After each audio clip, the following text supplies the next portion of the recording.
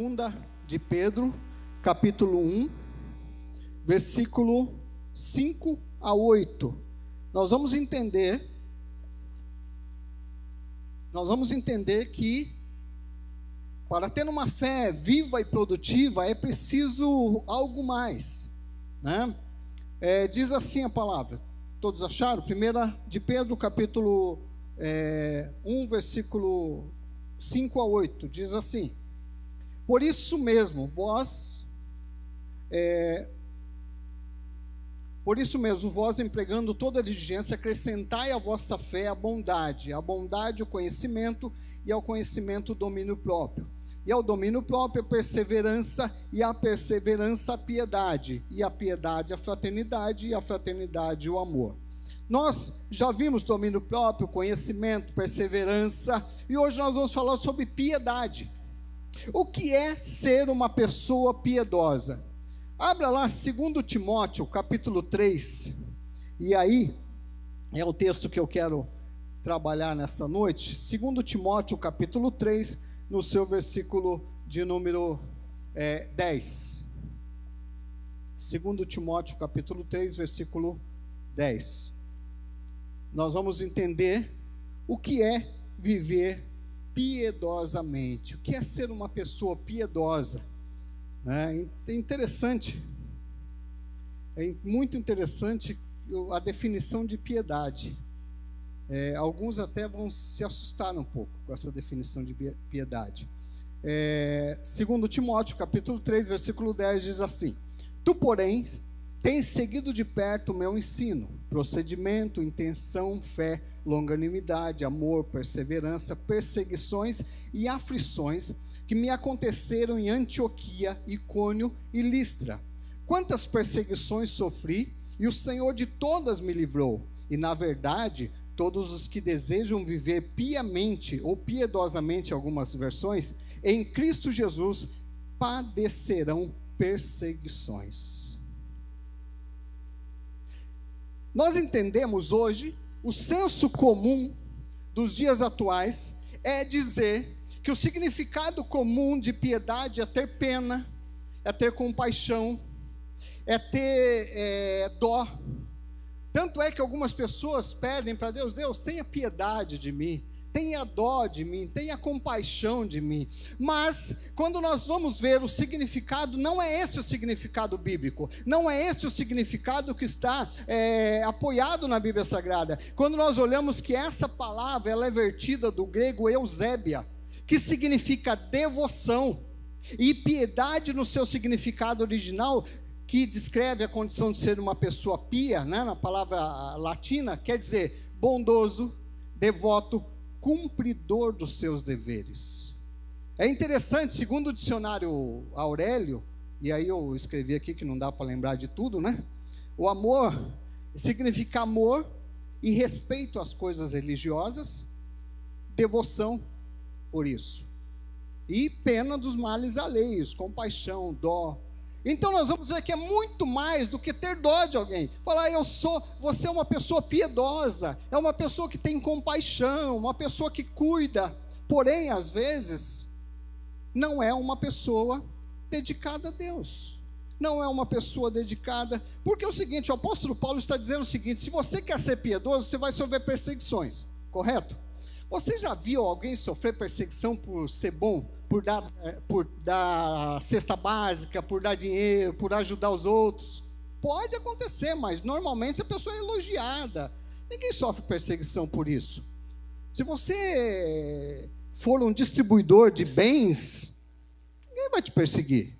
Só alguém que tem inveja de você, mas não porque você está fazendo bem. Então nós vamos entender o que é ser piedoso.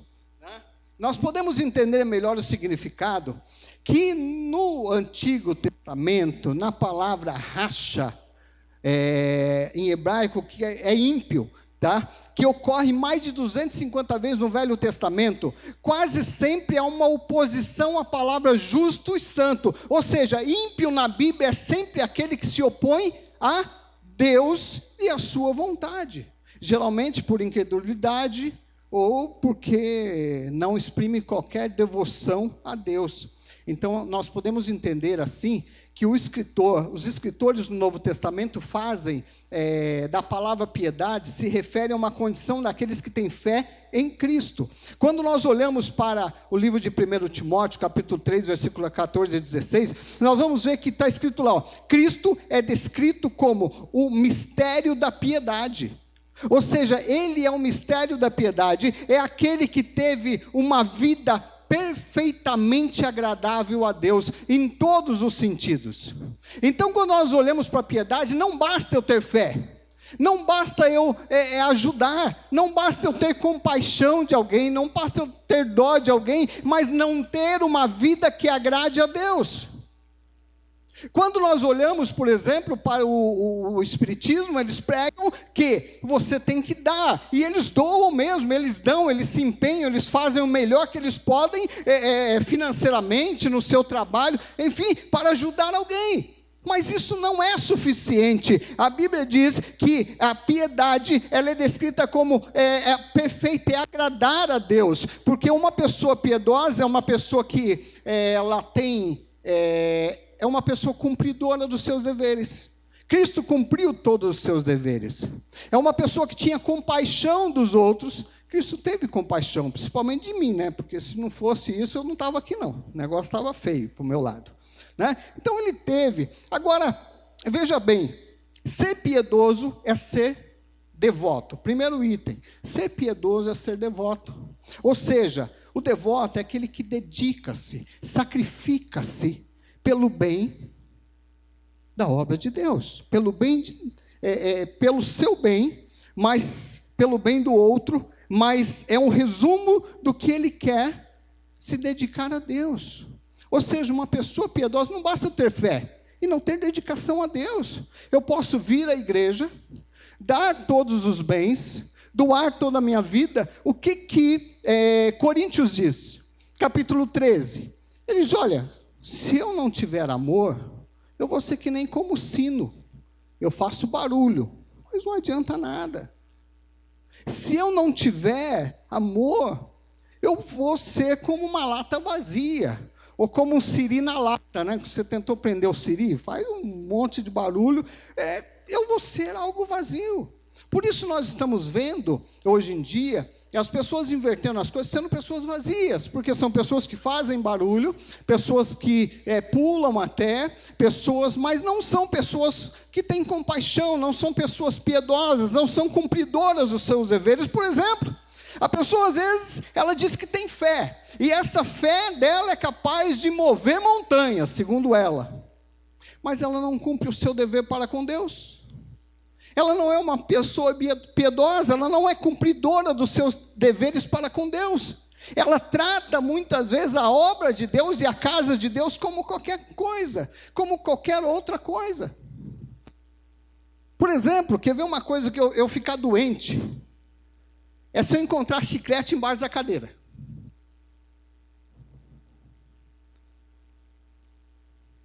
E muitas vezes, não é a criança. Não é o adolescente, é aquele que diz que tem fé, aquele que é piedoso, que ama a obra de Deus, mas é o primeiro a colocar o chiclete embaixo da cadeira. E se chamar para ajudar a vir lavar a cadeira, irmão, é melhor nem falar nada, que compra briga.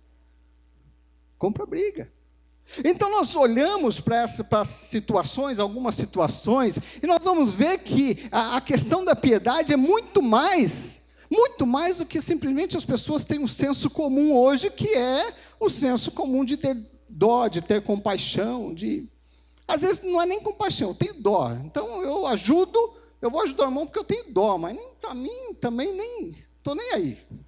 Não é mais ou menos assim?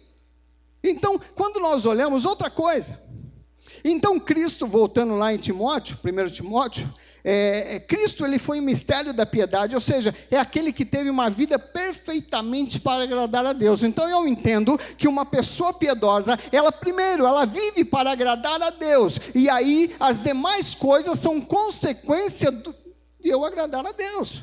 Se eu quero agradar a Deus, então eu vou fazer aquilo que Ele manda. aquilo que Ele quer, aquilo que Ele requer da minha vida. Então não basta ter fé. Nós vimos já que não basta ter fé se você não tiver domínio próprio. É uma fé morta. É lógico, irmãos, eu não estou dizendo aqui de perfeição. Em algum momento o domínio vai falhar.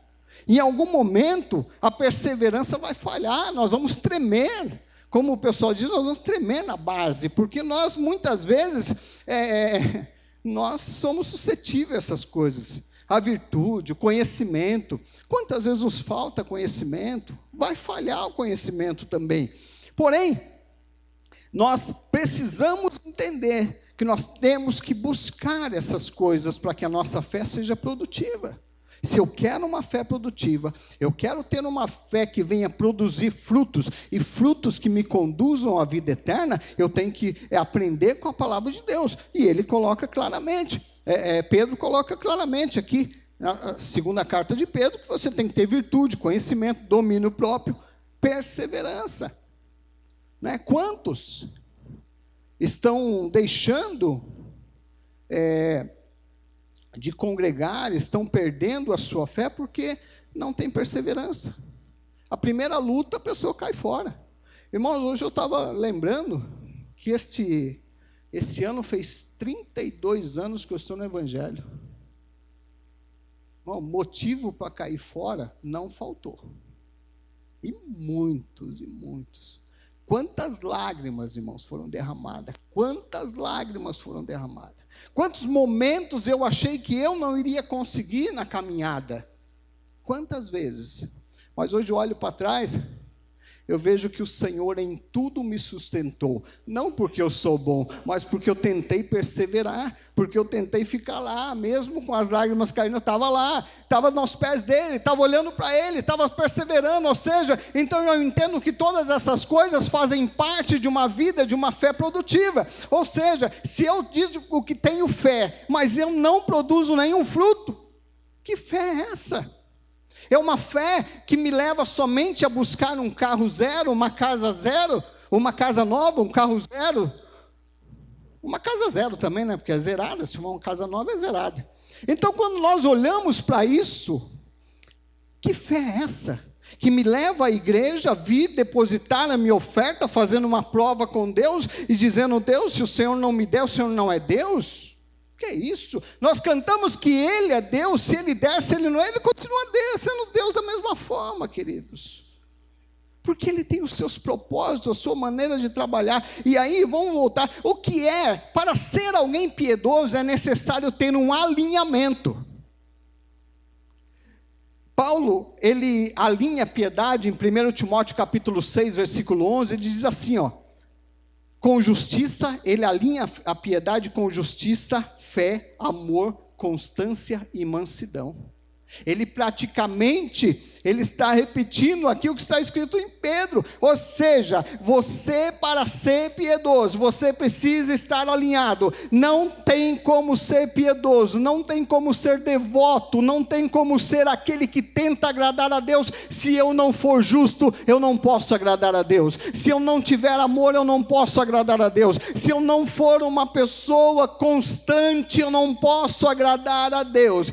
Se eu não for uma pessoa mansa, eu não posso agradar a Deus. Enfim, a minha fé é uma fé falha, é uma fé que não vai me levar a caminho nenhum. Ou seja, como o pastor Lênis tem ensinado esses dias, como carregar um cachorro morto, um cachorro empalhado, né? Não serve para nada. Se alguém vier te atacar, você vai olhar para o cachorro, não vai resolver nada o seu problema. Então, para ter uma fé viva, irmãos, é preciso ter elementos que possam fazer. Ter uma fé viva, fazer a fé viver. Eu costumo dizer o seguinte, que a fé é como se fosse uma planta. E essa planta, ela precisa de nutrientes, ela precisa de água, ela precisa de solo, ela precisa de uma série de coisas, mesmo que ela seja essas plantas aquáticas, mas ela precisa de nutrientes da água, ela precisa de uma água oxigenada, ela precisa de uma série de coisas para que ela continue viva. E a nossa fé é a mesma coisa. Para que a nossa fé seja viva e eficaz, nós precisamos colocar nela ingredientes que venham fazer com que ela viva. E por isso que Paulo, ele alinha a piedade, que alguém piedoso, ele tem que ser justo. Ele tem que buscar a justiça, buscar a fé, buscar o amor, buscar a constância, buscar a mansidão. Às vezes, ser justo, diante de tantas injustiças que você vê hoje, parece uma utopia. Quando você liga a sua televisão, se você ligar no Datena e assistir 1 hora, você não tomar coisa, você perde a fé. Você perde a fé. Porque o negócio é terrível. Só vê desgraça, tragédia. Só vê coisa ruim. Mas é a realidade. E a realidade, ele não está mostrando nada mais, nada menos do que a realidade de um mundo que está em perfeita combustão. O negócio está explodindo, está pegando fogo. Porém, nós somos do Senhor e nós precisamos buscar a justiça, ainda que essa justiça venha me prejudicar. Mas como assim? Muitas vezes, para ser justo, nós nos prejudicamos para que a justiça seja aplicada. Muitas vezes, nós não queremos fazer determinadas coisas, mas nós sabemos que é necessário e é justo. Mas hoje, não. Nós estamos vivendo um momento na humanidade que as pessoas, como é que eu vou dizer para vocês? Elas estão, assim, cada um por si, é tipo aquela frase, cada um por si, Deus para todos, e acabou, e está tudo bem. Não!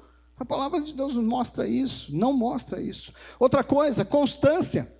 Efésios 4:14 fala que nós não devemos ser como meninos inconstantes na fé, levado a qualquer vento de doutrina. Alguém diz, olha, fulano de tal está ali, vamos lá porque a bênção está lá. Ah, fulano de tal vai vir aqui, então vou aqui porque a bênção está aqui. O cantor famoso está aqui, então eu venho aqui porque a bênção está aqui. Meu irmão, foge de determinadas coisas. Foge de determinadas coisas.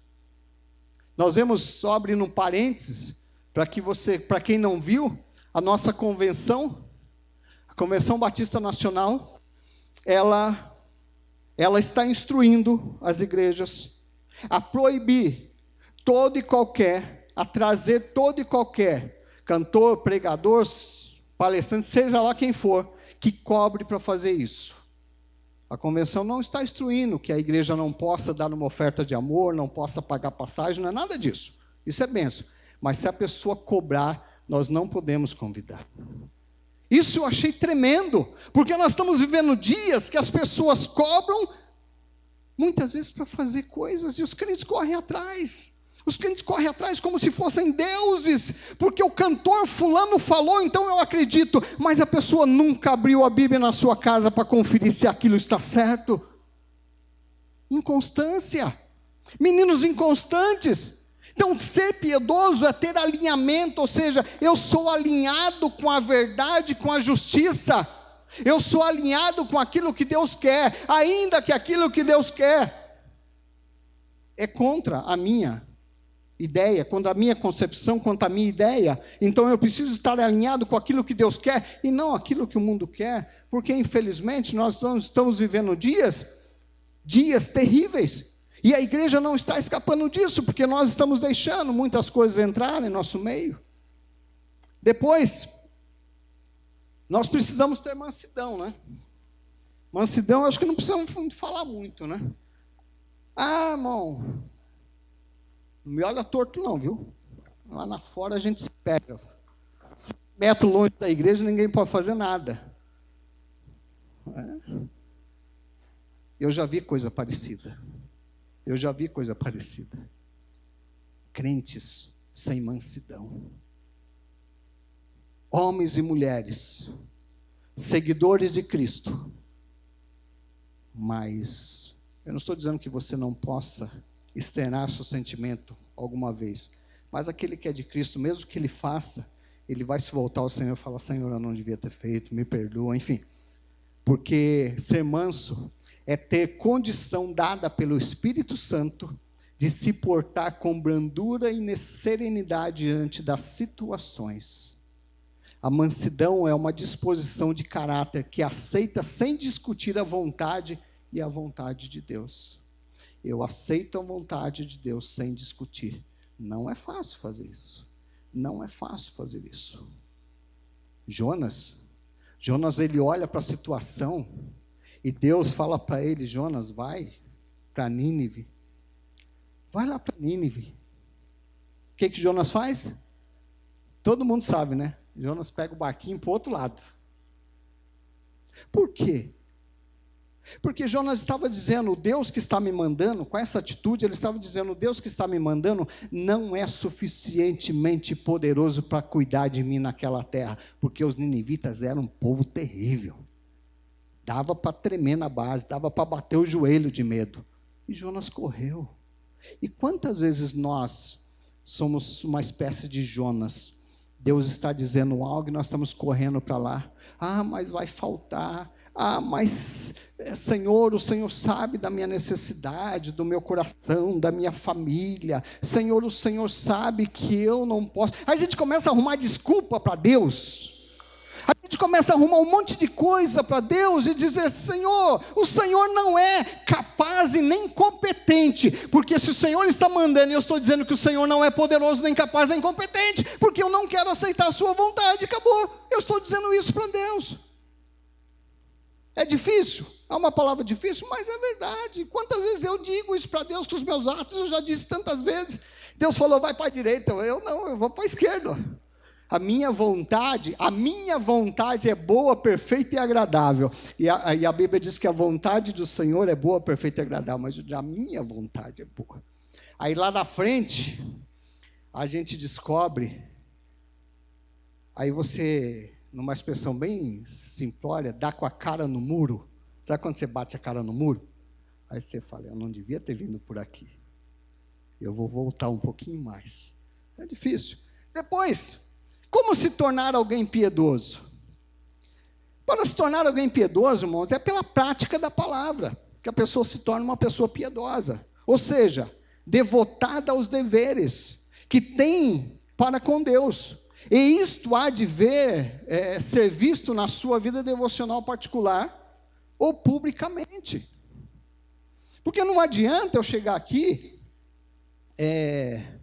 subir num púlpito, pregar, e chegar lá em casa, eu bater no cachorro, passarinho, papagaio, gritar com a mulher, com os filhos, ser ignorante, no meu trabalho, ninguém poder olhar para mim, porque eu vou literalmente dar um chute na pessoa, com as palavras, eu vou machucar. Aí eu chego aqui, coloco meu paletó, minha gravata, né? Chego aqui: irmãos, né? Até muda o tom da voz. Queridos, isso não é ser piedoso, é praticar a palavra no lar, é praticar a palavra no seu trabalho, é praticar a palavra, porque a palavra nos diz, né, que nós devemos ser, Tiago 1:22, ele diz assim, que nós devemos ser praticantes da palavra, e não somente, simplesmente ouvintes, esquecidos, iludindo a nós mesmos, porque nós não praticamos a palavra, nós iludimos a nós mesmos, nós somos como ouvintes esquecidos, nós iludimos, entramos na igreja, saímos da igreja, voltamos para a igreja, ouvimos a palavra, e essa palavra não faz efeito, porque nós não queremos praticar essa palavra, nós não queremos praticá-la. A palavra de Deus diz, em Salmo, que ela é luz para o meu caminho, lâmpada para os meus pés, luz para o meu caminho, a tua palavra. Ou seja, mas eu não enxergo através da palavra, eu quero enxergar através da minha ótica e não da ótica de Deus. E a ótica de Deus, ela vê, Deus, ele vê atrás dos montes, e eu vejo na frente dos montes.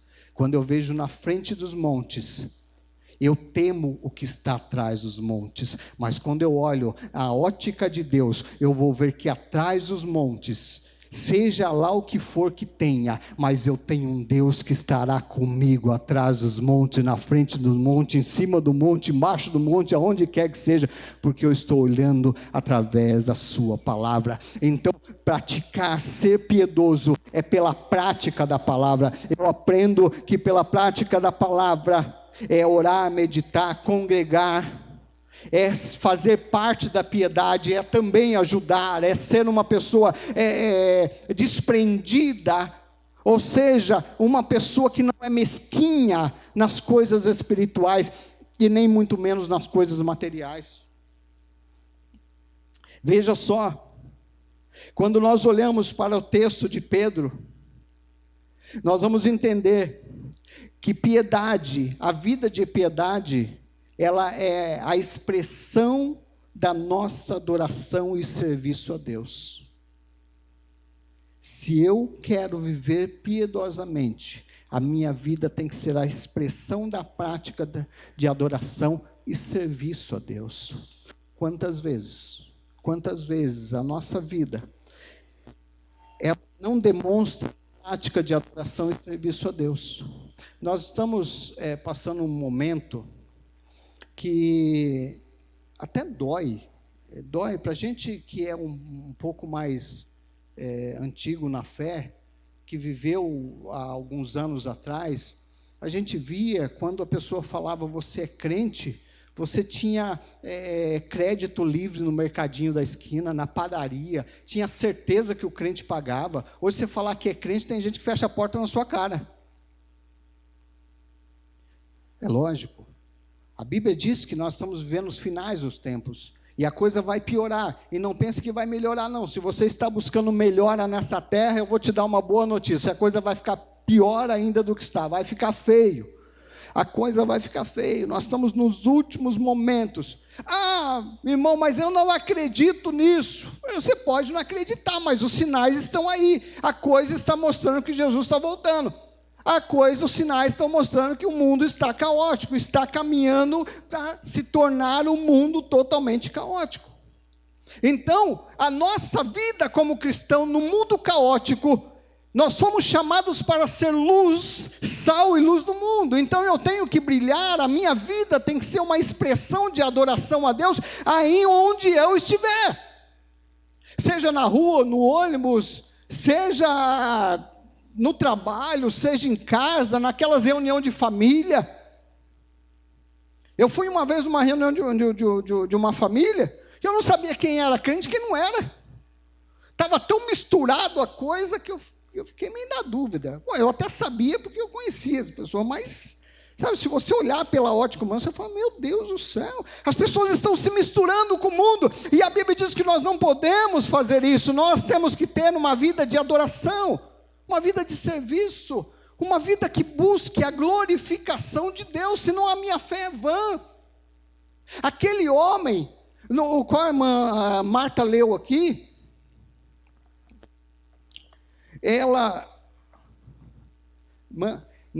eu não errei, é porque ela chama Ângela Marta, eu não errei não, é que eu escrevi no envelope ali para colocar, da carteirinha dela eu escrevi, Ângela Marta Molim, por isso que ficou na cabeça, então eu não errei não, tá?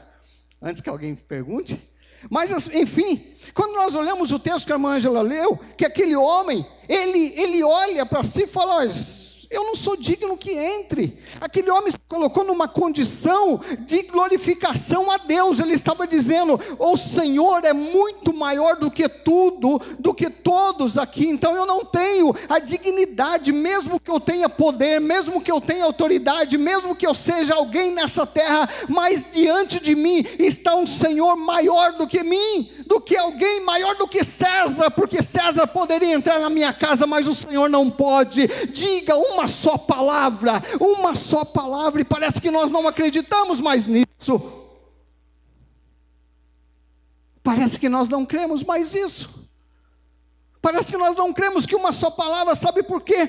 Porque muitas vezes a nossa vida de glorificação a Deus, ela parece que está tão distante da verdadeira glorificação, da verdadeira adoração, que nós não conseguimos enxergar a grandeza do Senhor. Nós não conseguimos enxergar Ele como Ele é. Por mais difícil que seja a situação, Ele continua sendo Deus, Ele não mudou, Ele permanece o mesmo. Ele é aquele que levanta o homem, Ele levanta o homem do monturo, Ele levanta o homem das drogas, Ele tira aquele que estava jogado na sarjeta, bêbado, drogado, Ele tira esse homem e traz para a sua maravilhosa luz. Nós muitas vezes achamos que Deus não faz, sabe, irmãos? A vida de piedade é a expressão da prática da nossa adoração e serviço a Deus. Isso significa que muitas vezes o nosso amigo lá no trabalho vai chegar com um problema tão grande, e o seu problema está pior do que o dele, e quando ele chegar diante de você, você tem que ter uma palavra que glorifique ao teu Deus. Deus ainda cura, Deus ainda liberta, ainda que por dentro você está, né, tá explodindo, mas o Senhor ainda faz. Uma vida de glorificação a Deus é uma vida que não olha para dentro de si mesmo, mas é uma vida que olha que o nosso Deus está no controle de todas as coisas. É uma vida que você olha quantas vezes, quando eu quase morri, dirigindo igreja, e muitas vezes você orava e as pessoas eram curadas, e você falava, Jesus, eu orei, a pessoa está curada, e eu estou desse jeito, numa situação, mas eu nunca deixei de glorificar a Deus. Eu dizia, o meu Deus pode, Ele vai curar nessa noite, Ele vai fazer, Ele vai libertar, Ele vai transformar. Ele continua fazendo. Encontrei uma irmã, há um tempo atrás, que ela entrou na igreja toda torta, toda curvada literalmente. Ela não conseguia ficar de pé, porque ela estava totalmente curvada, a coluna dela já tinha dobrado praticamente, estava um negócio terrível. Ela, para subir um degrau, na porta da igreja, ela teve que subir carregada. E eu não sei se ela continua, mas se você encontrasse com ela uns anos atrás, você ia ver uma mulher perfeitamente restaurada. Não sei se ela continua trabalhando onde ela trabalhava, senão eu ia te dar um endereço que era numa loja aqui perto do Piraporinha, mas não sei se ela está trabalhando lá, mas ereta, perfeita, porque ela teve um encontro com o Senhor, que endireita tudo e todos. É uma vida de glorificação a Deus, queridos.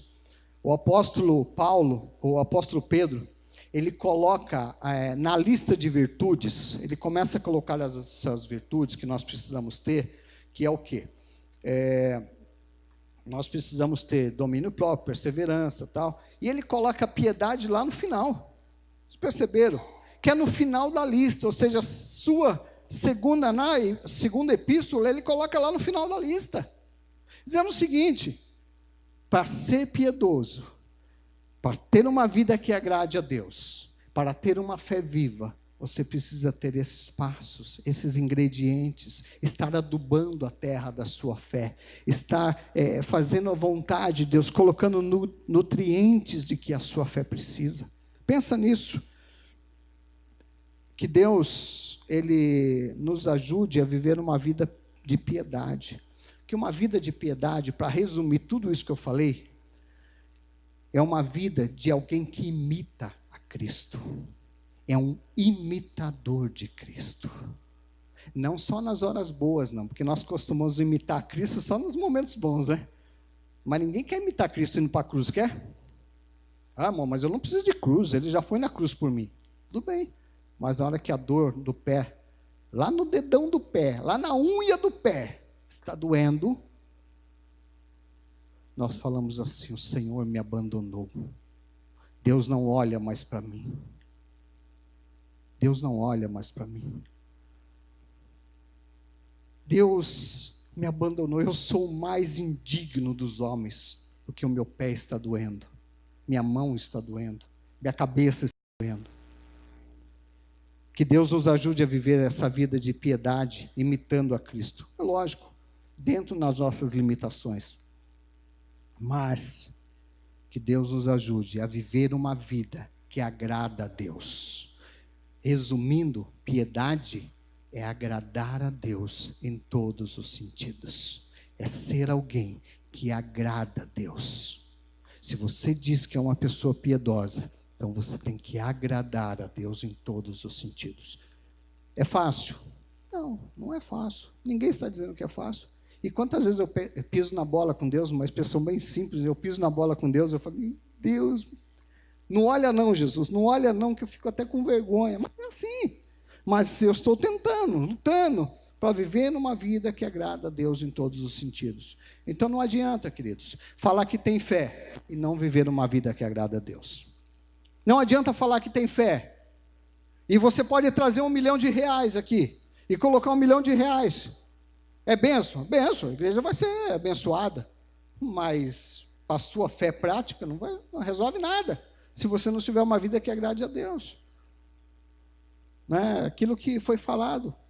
Às vezes a gente coloca as coisas como um peso, né? O dízimo, oferta, vir para a igreja, orar, estar aqui, é um peso, tudo é um peso, parece que é tudo um peso. Queridos, você quer ter uma fé viva? Agrade a Deus. É difícil? Muitas vezes você vai chorar. Muitas vezes você vai chorar mesmo. Muitas vezes você vai falar, Senhor, eu não consigo. Muitas vezes você vai falar para Ele, Senhor, está difícil. Te agradar desse jeito está difícil. Mas é chorando mesmo. É lágrima caindo. É glorificando a Deus que nós vamos chegar lá no céu, porque a nossa vida aqui é passageira. Né?